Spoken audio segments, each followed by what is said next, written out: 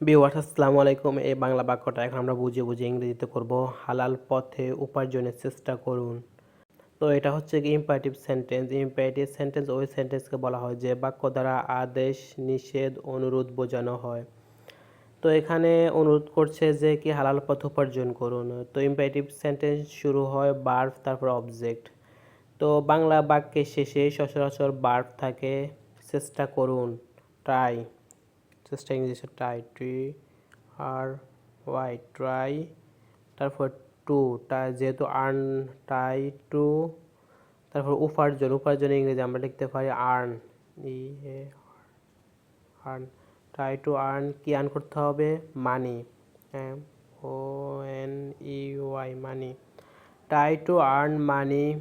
হালাল পথের ইংরেজি আমরা কি লিখতে পারি?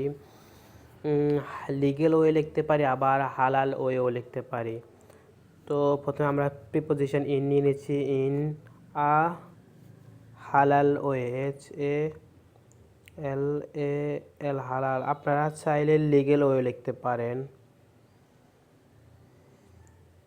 Try to earn money in a হালাল ওয়ে, হালাল পথে উপার্জনের চেষ্টা করুন।